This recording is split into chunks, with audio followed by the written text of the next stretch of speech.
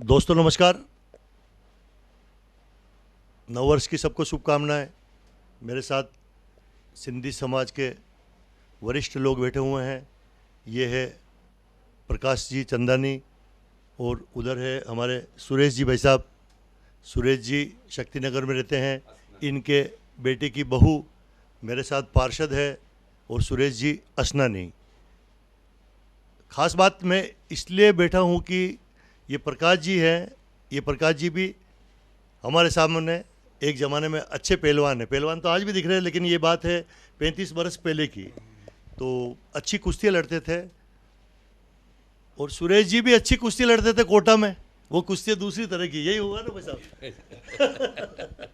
तो बात ये आ गई कि हमारे प्रकाश जी ने एक ज़माने में जो हम देखते हैं ना, जैसे कि महाराणा प्रताप का बहुत बड़ा जुलूस निकल रहा है, या सिंधी समाज का जुलूस निकल रहा है, या कोई भी किसी भी समाज का जुलूस निकल रहा है, तो उसमें इनका सिंधु ब्रिगेड फौजी ड्रेस पहनकर बंदूकों के साथ, तलवारों के साथ, बड़े बड़े जिबड़ों के साथ इनका जुलूस निकलता है। तो ये उसकी स्थापना करने वाले ये प्रकाश जी है। प्रकाश जी भाई साहब और सुरेश जी भाई साहब सारी बातें बताएंगे। प्रकाश जी भाई साहब, आप ये बताइए कि ये सिंधु ब्रिगेड की स्थापना आपने कब की? ये सिंधु ब्रिगेड हमारे प्रभदासी पहुँचा थे, वो कहते थे मैं क्या अलग अलग दलों में जाता था, शिवदल में, शिवसेना में, उसमें शिवसेना में जिलाध्यक्ष रहा हूँ। तो एक दिन मैं सुरेश जी से मिला था, तो सुरेश जी हम मिलके पाहुजा साहब ने कहा यार एक समाज की ताकत बनाओ, ये सब अपनी जगह एक समाज के अंदर ऐसी ताकत बनाओ कि ऐसा ग्रुप बनाओ, कभी कोई बात हो तो हमारे समाज में 5-50-100 जने तैयार रहे। तो फिर मैं सुरेश जी मिला, सुरेश जी ने हमने दोनों ने बैठ करके इसका हमने मतलब कुल मिला के स्टार्ट किया। हमने 5-15 जनों मिल के हमने सुरेश जी ने हमने इसकी नींव रखी थी, और जिसमें सुरेश जी ने ही मेरे को अध्यक्ष बनाया था वहाँ पे। और उसके बाद में हम 10-12 जने थे, 10-12 जने से 25 हुए, 25 से 30 हुए, 50-100 यूँ करके हम 150 जने हो गए। और हमारा समाज ने भी पूरा सहयोग किया। हम जहाँ भी गए, मेवाड़ सिंधु ब्रिगेड जहाँ भी गई वाह वही लूटी हमने। उसके बाद में भले प्रताप जयंती हो या रथ यात्रा हो या उदयपुर दिवस हो या कोई भी हो, कोई भी हिंदुओं का समुद्रा हमें बुलावा आता और हम जाते थे। और हमेशा हमारा कई बार उदयपुर में मतलब यूँ समझ लो कि हमारा बढ़ चढ़ के हमारा हिस्सा रहा, तो हमारा बढ़ चढ़ के सम्मान भी हुआ, और हम हर जगह वाह वही लूट किया है। नहीं नहीं, ये बिल्कुल मैं आपकी बात को रखूँगा, क्योंकि मैं भी लगभग मेरे मेवाड़ केबल में कम से कम 25 एक साल से ये टीवी का काम कर रहा हूँ, कैमरा चलाता हूँ। तो आपकी स्पेशल झांकी, स्पेशल पोशाक, शुद्ध हिंदुस्तानी देश का तिरंगा लेकर जब आप रैली में चलते हो ना, तो हमारा कैमरा भी अपने आप वहाँ रुक जाता है। तो आपकी मतलब कुछ हमें क्या शुरू से इच्छा थी, हमारी कुछ गरीबी थी, बाकी मेरी इच्छा थी कभी मैं मिलिट्री में भर्ती हो जाऊँ। परिवार में इतना दम नहीं था, तो हम यहाँ छोटा मोटा करके और गुजारा करके हम चलते रहे। तो शुरू से सबसे पहले मैंने सुरेश जी कहा, सुरेश जी अपन ने एक आर्मी की वर्दी को अपन चॉइस करे। एक बार हमने आर्मी की वर्दी करीब 30-40 पहनी थी, हमें डिप्टी साहब ने रोका भी था, तो हमने कहा साहब हम देश के लिए कर रहे हैं, अपने घर के लिए नहीं कर रहे। एक बार हम बंदूक के निकले थे तो भी हमें रोका था, लेकिन हमारा कोई ऐसा रिकॉर्ड, कोई ऐसी बात नहीं है। उसके बाद आज तक 25 साल हो गए, हमें कभी भी किसी ने भी हमें नहीं रोका, और हम हमेशा मतलब हम जहाँ भी जा रहे हैं वहाँ भी लूट रहे हैं। जो बंदूक लेके निकलते वो तो लाइसेंस वाली होगी या नकली, मतलब जो दिखाने के लिए लकड़ी की होगी? हमें जो हम बंदूकें लेके निकल रहे हैं वो सबसे पहले हमको दरबार नहीं दी थी। हमें लक्षराज जी ने बुलाया था, हमें 100 आदमियों को हमको नाश्ता कराया था। और उसके बाद में लक्षराज जी को लेके हम जगदीश मंदिर पे आए, क्योंकि पहले हम खाली आर्मी की वर्दी में चलते थे। तो उन्होंने एक बार बुलाया था, उनको बहुत हमारी वर्दी पसंद आई थी, और हमारे सिंधी समाज के लोग सब खाते पीते घर के, और जब वो हाथ में जब वो लेके चलते हैं तो उनको हमारी सबकी पर्सनालिटी पसंद आई थी। तो हमें क्या उन्होंने बुलाया था, लक्षराज जी ने बुला करके हमें क्या वहाँ ढेर सारी बंदूकें पड़ी, हमें सबको बंदूकें, तो आप बंदूकों के साथ चलो। फिर काफ़ी अखबारबाजी भी हुई थी, तो उस दिन से लेकर के हम बंदूकें लेके चलते हैं। फिर हमने क्या कुछ 5-10-15 बंदूकें ली, जिसको कि हमने वो डमी बना करके रखी है। डमी बना के रखी है। डमी बना करके रखी यही है। बात मैं आपसे मुंह से चाहता हूँ कि आप डमी बंदूक लेके बंदूक चलते लेके हैं। चले हाँ, हैं। नहीं तो कल कोई आपके नहीं डमी बंदूकें हैं। अच्छा आदरणीय सूरज जी भाई साहब, अब आप बताइए पूरा लेके अपना पूरा परिचय तो यही अपना पूरा। हाँ, सुरेश असनानी मेरा नाम है। मेवाड़ सिंधु ब्रिगेड का उपाध्यक्ष रहा प्रकाश जी के सानिध्य में। प्रकाश जी के साथ कंधे से कंधे मिला के बरसों तक साथ दिया। अब किसी मजबूरीवश प्रकाश जी से मैं सहयोग तो रहता हूँ, मगर संगठन में आना जाना मेरा थोड़ा कम हो गया कि पर सब जैकमाबाद पंचायत सिंधी समाज ने मुझे सलाहकार का पद दिया, मुझे वहाँ भी आना जाना पड़ता है। मछली मार्केट एसोसिएशन का उपाध्यक्ष बना दिया, और कई पद हो गए। तो अब मेरा थोड़ा सा प्रकाश जी वैसा के साथ हमेशा वक्त पे साथ हो जाता हूँ।